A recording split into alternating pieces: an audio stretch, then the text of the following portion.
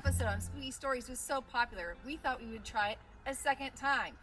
We live in Erie County, and with a name like Erie, there's plenty of spooky places around here.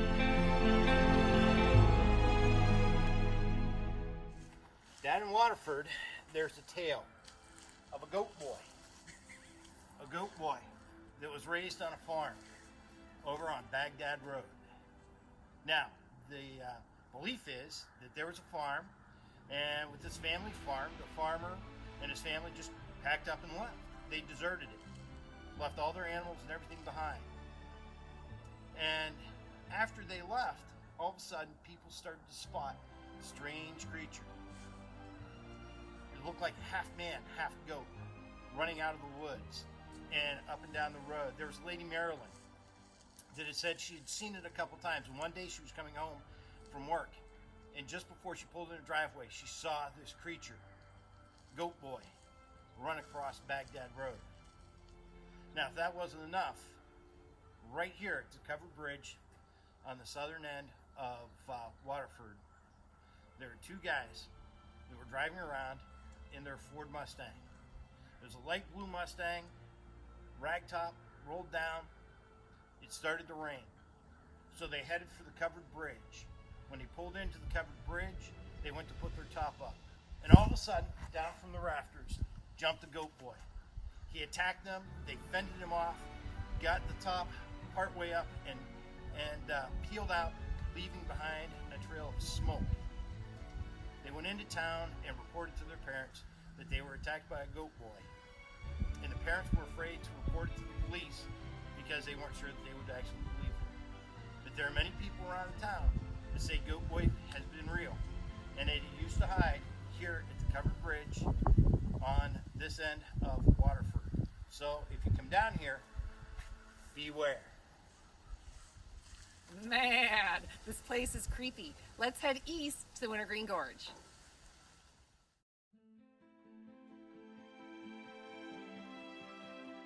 So we're at stop number 2 of our Spooky Places in Erie County Volume 2 episode. And this place is known as the Devil's Backbone. We're in Wintergreen Gorge, which is up near Penn State Barron campus. And it's really an awesome place to come and hike around and check out things. Down below us here is 4 Mile Creek, which cuts through this sort of rocky area and really created this landform here that's called that's the Gorge. Now, this pathway here has been a place that since colonial times and even before colonial times that Native Americans used to travel along the stream, and archaeologists and amateur archaeologists have found Indian arrowheads and things like that down along the stream. So it's a really popular place where people come and hike and they can find different artifacts and things like that. There's also a spooky story that sort of goes along with this. It's kind of spooky, I'll say. Now, many years ago, there was a young fella. He was about 10 years old. His name was Tim. And on his 10th birthday, his dad gave him a dog, a big dog, a Newfoundland. And Newfoundlands are sort of rescue dogs. They have webbed feet.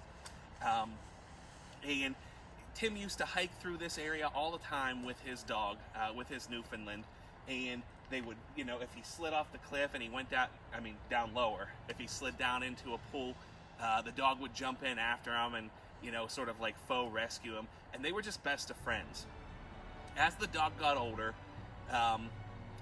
eventually, it was about 10 or 12 years old, it passed away, and Tim was very distraught. And from that point on in Tim's life, he had some personal problems, some troubles, some things that came up, and he figured out ways to get himself out of the trouble, and then he'd sort of slide back in.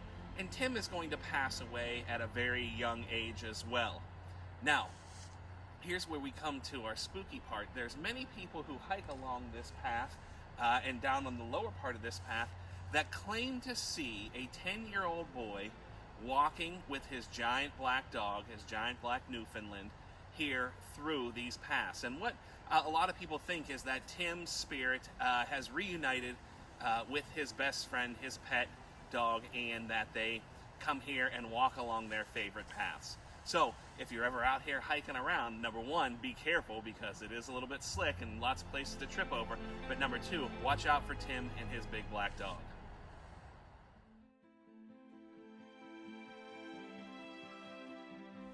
Okay. Hi everyone, here we are on a one-lane bridge.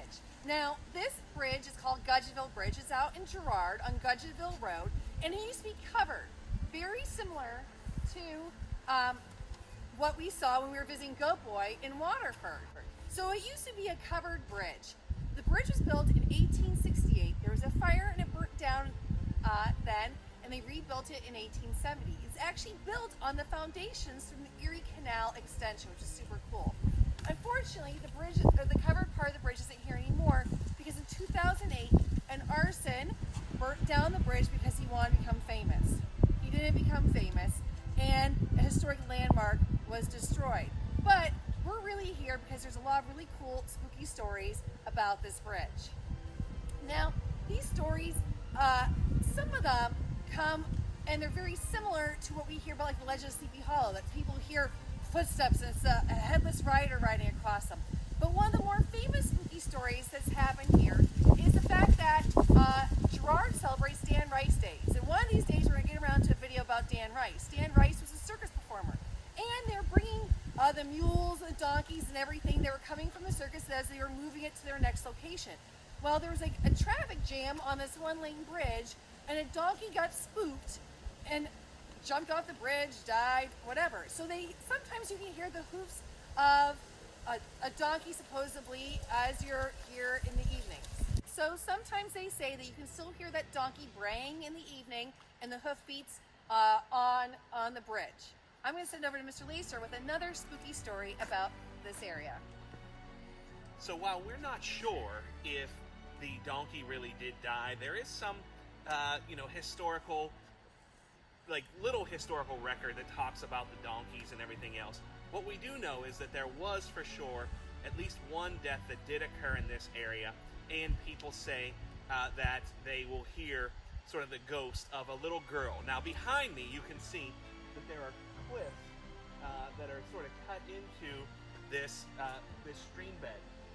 And around 1960, there was a little 3-year-old girl who was with her mom, and they were hiking up at the top of these cliffs, and the girl was picking moss off the trees for her sister, colorful moss. And it was around this time of year as the colors start to change. And she went to reach out and pull some moss off the tree to take back to her sister. She got a little too close to the edge, and she slipped and she fell down the cliff and landed down here in the bottom in the stream bed. People say that sometimes at night or sometimes while you're hiking around out here and it's really quiet, you can hear the screams of the little girl who's falling off the cliff.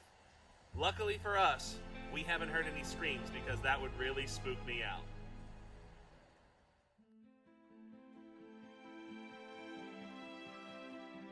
Okay. So since the beginning of time, people have always had a desire to explain things that don't really have an explanation or that they don't know how to explain. And what they've done in order to explain the unexplainable is they've developed myths and legends so that they have answers, so they have reasons why things happen.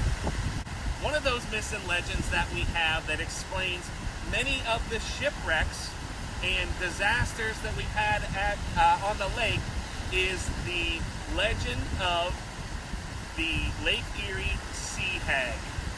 Now, the sea hag is not unique to just this area, and part of that comes from immigrants who traveled over, and to be honest with you, just like athletes who are very superstitious, so are sailors. So, to explain a lot of the unexplainable shipwrecks and things that happen at sea, the sea hag, or the lake hag, was created. She sometimes is known as Jenny Greenteeth. She's got yellow cat-like eyes, pale skin, and her teeth are green. Sometimes she's portrayed as having poisonous nails. And so they would often say that Jenny Greenteeth, or the lake hag, was the reason why a ship went down out here. Now what we want you to realize is that almost every culture has a Jenny Greenteeth. If you go to Jamaica, she's called the River Mama, and she sits on rocks and hunts people. If you go to England and the United Kingdom, they have a Jenny Green tea. Places in Africa, they have the same sort of, they have a different name for her, but it's the same sort of character, and she's used in order to explain the unexplainable. The United States is built on immigrants. And so when people immigrated here, stories have been passed on, and so have myths and legends. And that is how we have our own Lake Hag. Now we use science in order to figure out what is happening and what's caused so many shipwrecks. What you may or may not know is that on the Great Lakes in total, there's been over 8,000 recorded shipwrecks that have happened. Some we found and some we haven't. But in Erie, we have sort of this area where over 2,000 shipwrecks have happened. It's our own little Bermuda Triangle here in Erie. In fact, a much greater percentage of shipwrecks happen in our small area than they do on that Bermuda Triangle that gets so much sort of publicity as being this supernatural place. But there's an easy explanation for all of those shipwrecks. So we call it the Erie Quadrangle, because it's more like a square, all right? Lake Erie is one of the shallowest Great Lakes. Also, I don't know if you know this, but it's extremely narrow.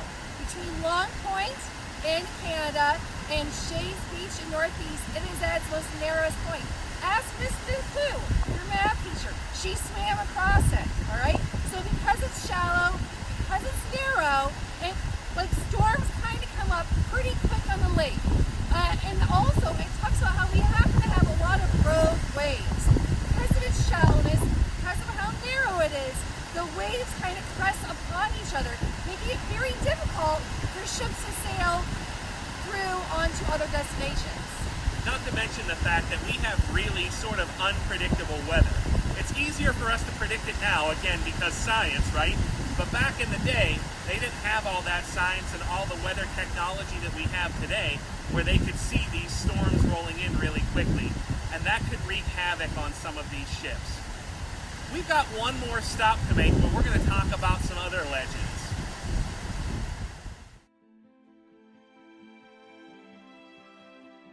So here we are in Mill Creek Township, right over by Walnut Creek and Brown's Farm, and I'm at the site of where Axe Murder Hollow supposedly is.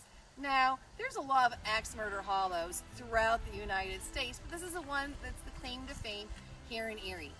According to local legend, a farmer thought that his wife had cheated on him and he killed her in a very gruesome way. And supposedly, it's her who haunts the woods in this area. Now, this area has changed quite a bit. There's now subdivisions over here, and so you can't really walk around looking for the old farmhouse or anything. But one of the things that kind of builds a legend in these stories is when other people like to bring their boyfriends and girlfriends here and try and scare them here. But years ago, there was an actual murder that took place here. And the person who did it left the body here because they wanted to raise that myth and legend of Axe Murder Hollow. I mean, now it's a beautiful area. There's subdivisions and baseball fields not far from here, and there's no sign of, the woman who's haunting these woods. And now that ends our spooky tour around Erie County. See you guys next time.